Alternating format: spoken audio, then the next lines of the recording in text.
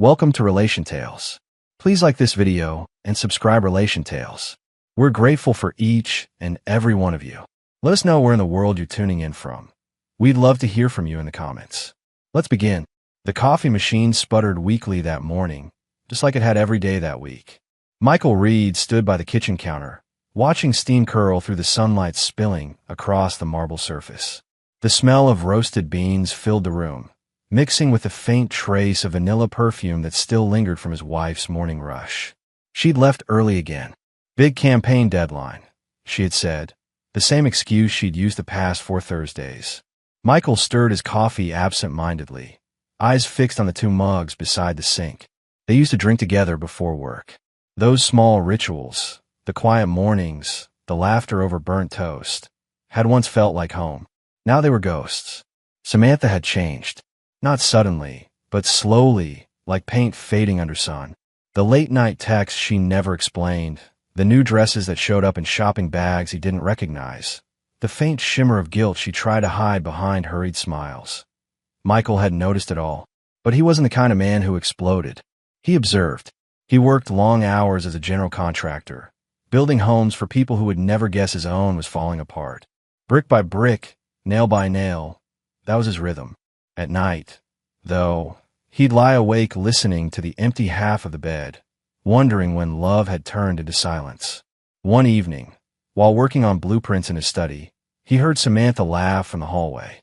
It wasn't the polite laugh she gave to clients or the soft one she used with him. It was careless, real, a sound she hadn't made in months. He glanced toward the living room. She was leaning on the couch, whispering into her phone. "You're ridiculous," she giggled, her voice lower now. "No, they think I'm at the office," she added after a pause. Michael's chest tightened. He turned back to his work, pretending not to hear. His pencil pressed too hard against the paper, snapping the lead in half. He didn't confront her that night. He didn't ask what was on the other end, because something inside him had already answered. That weekend, Samantha spent the day with friends again. She left wearing the perfume he'd once given her for their anniversary, a scent he hadn't smelled on her in months. Before leaving, she brushed his cheek with a kiss so light it barely counted. "Don't wait up, okay?" He nodded. "Sure. Have fun." But as the door clicked shut behind her, Michael stood still for a long moment, jaw tight. The quiet house hummed with the sound of the refrigerator and the faint echo of her laughter still hanging in the air. By 8 p.m., he was on the couch, scrolling through his phone when he saw something that made his pulse quicken, a photo posted by Samantha's co-worker, Alyssa. It was a selfie at a restaurant, for women at the table, drinks in hand, but reflected faintly in the glass behind them was a man, his outline clear enough to recognize.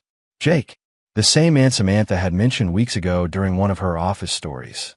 The one who made everyone laugh. The one who just got promoted. Michael stared at the photo. He didn't feel anger right away, just a slow, creeping ache that spread through his ribs. Then, almost instinctively, he opened his messages and typed, "Hope you're having a great dinner with the girls." He paused, watching the blinking cursor. Then, almost casually, he added, "Say hi to Jake for me." He sent it. Seconds later, the typing bubble appeared. Then it disappeared. And in that fleeting silence, everything became crystal clear. Michael didn't need a confession. He didn't need proof. What he needed now was control. He put his phone down, leaned back on the couch, and let the quiet hum around him. His eyes darkened with calm precision. He had spent his life building things. Now he was going to build her downfall, carefully, beautifully, and without raising his voice. Because betrayal deserved artistry, and his revenge was going to be a masterpiece. The next morning, Samantha hummed softly as she moved around the kitchen, pretending everything was fine.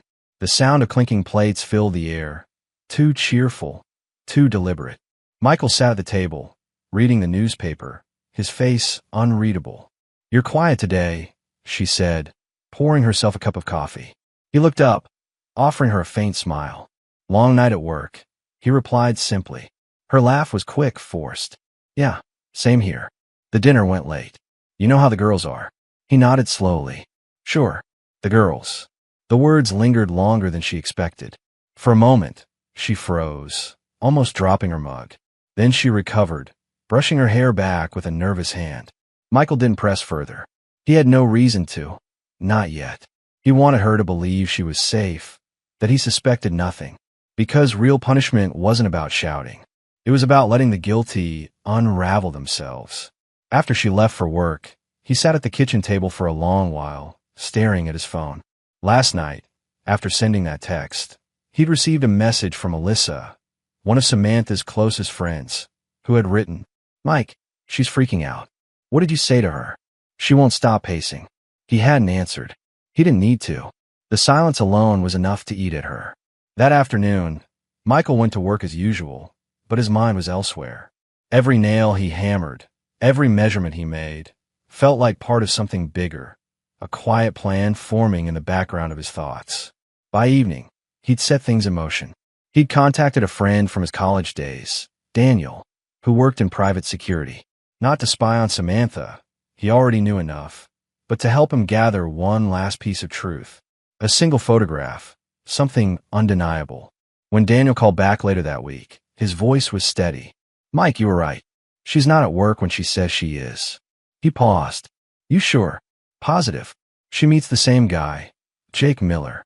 Downtown restaurant, every Thursday. Sometimes they stay until after midnight." Michael closed his eyes, gripping the edge of the counter. He didn't say a word for a long time.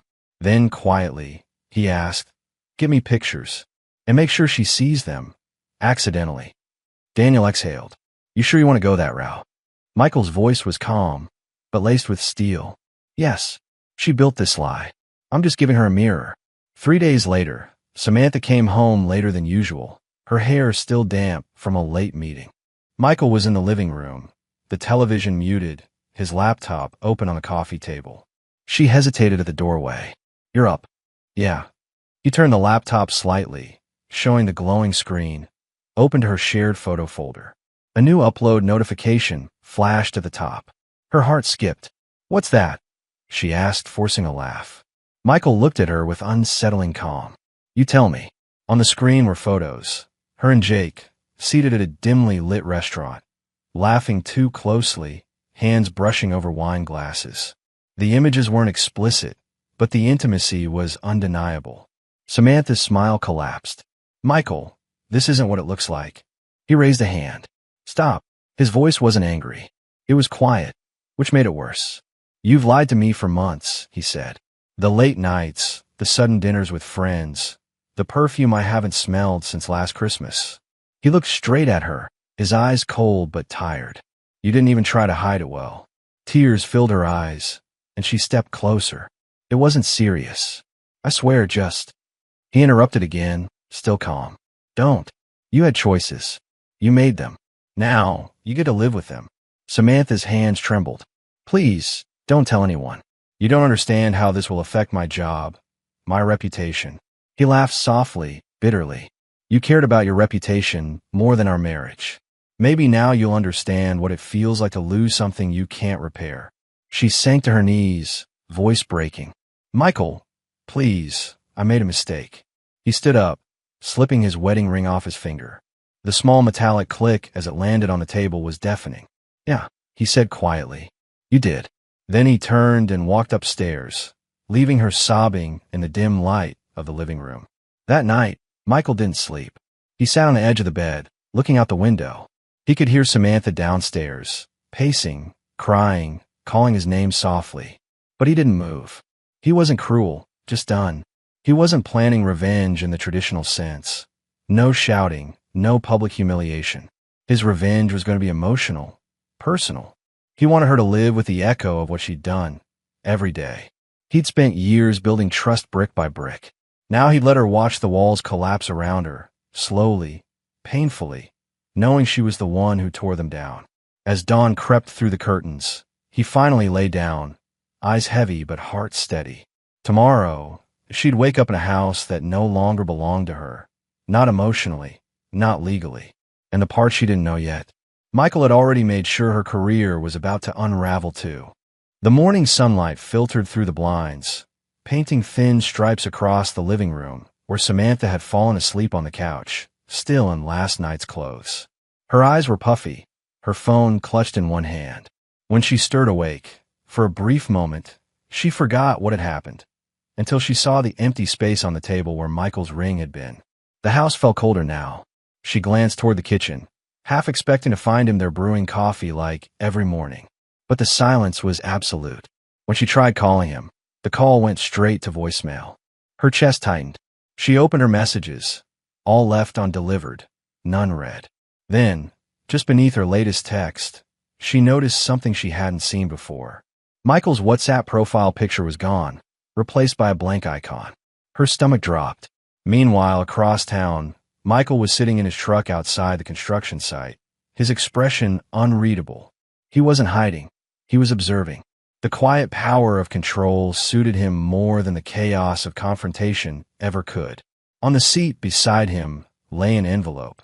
Inside were the photos Daniel had taken and a few printed copies of text messages Samantha had sent to Jake. He had no interest in sharing them publicly. That wasn't who he was.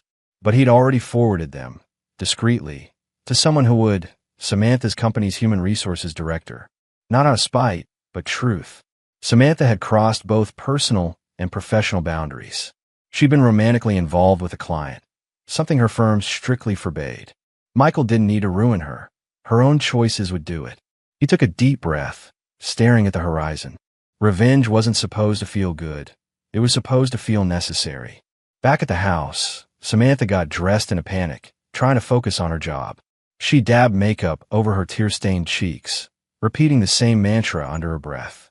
It's fine. He'll calm down. He always does. But when she arrived at work, the atmosphere was different. People whispered. Some avoided eye contact.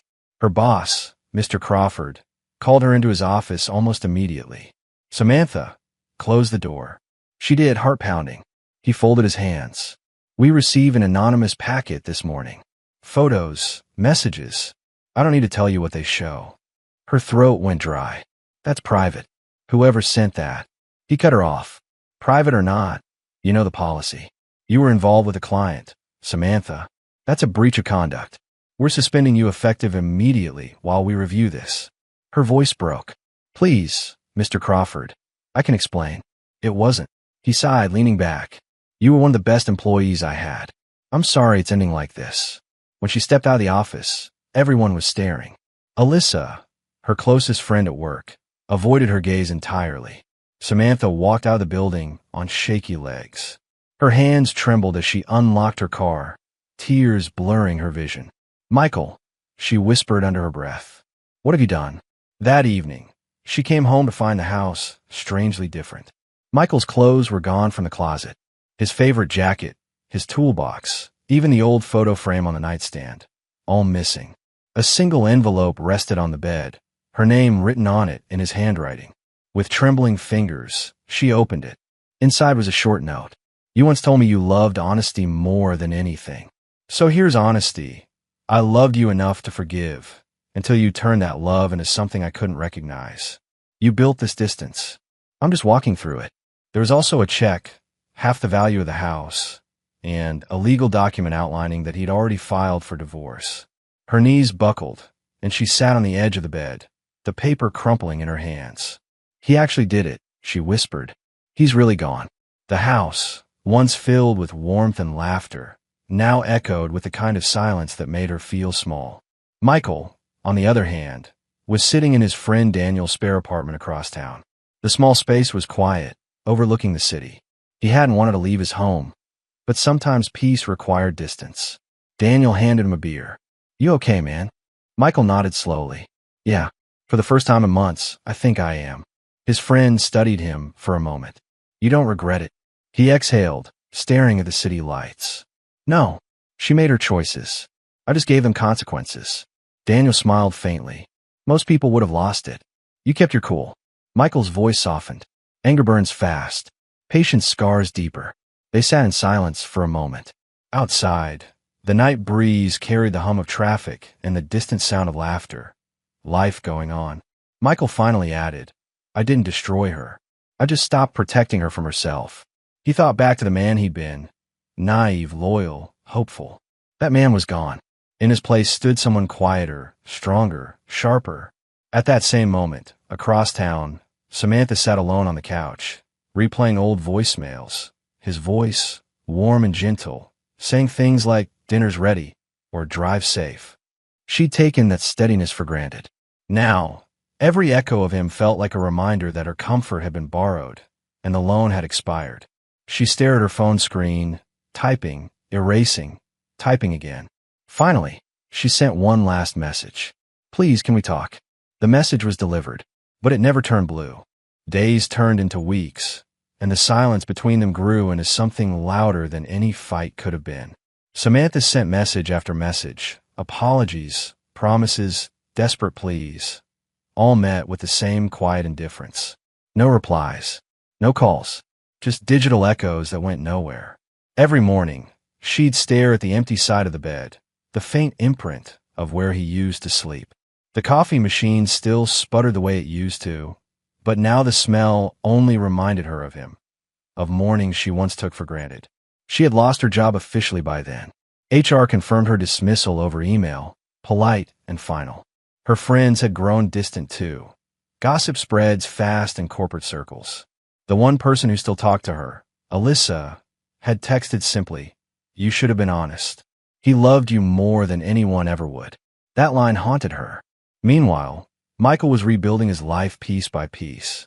He'd rented a smaller house by the coast, a quiet place where the sound of waves replaced the noise of old memories. He'd even started running again, early mornings on the sand, headphones in, air sharp with salt and freedom. He wasn't bitter anymore. The anger had burned out, leaving behind something steadier, peace. Still, there was one last thing left to do. One evening, he received a message from Samantha's old friend Alyssa. "She's not doing well, Mike. She cries every day. Keeps saying she just wants to explain." Michael read the message for a while before replying. "She doesn't owe me words anymore. She owes herself the truth." Then he attached a photo, the last one he'd taken of the two of them, years ago, laughing under Christmas lights. But across the bottom of the picture, he had written a single line in neat handwriting. "You lose people the same way you lose trust, one lie at a time." He asked Alyssa to deliver it to Samantha. 2 days later, Samantha opened her front door to find an envelope resting on the step. Her name was written in familiar script. She tore it open, hands trembling, and stared at the photo. For a long time, she didn't move. She just stood there in the doorway, tears spilling silently. There was no anger in the message, no cruelty, just a truth that pierced deeper than anything he could have shouted. She sank to the floor, clutching the photo against her chest, whispering, "I'm sorry," over and over, to the man who would never hear it again. That night, she packed away the fancy clothes, the dresses she'd once worn to impress someone who didn't matter. She deleted every message thread, every photo, every trace of the man who had cost her everything. She sat by the window, watching the rain streak down the glass, whispering to herself, "You never realize the worth of something solid until you fall through it." A few miles away, Michael stood by the shoreline as dusk painted the sky in golden gray. He tossed a small pebble into the tide, watching it disappear. He wasn't thinking about revenge anymore. He was thinking about freedom, the kind that comes when you finally let go of what broke you. He took a deep breath and smiled faintly to himself. "Some lessons," he murmured, "teach themselves." And as the waves washed over the sand, erasing every footprint behind him, Michael Reed finally walked forward, leaving the past exactly where it belonged.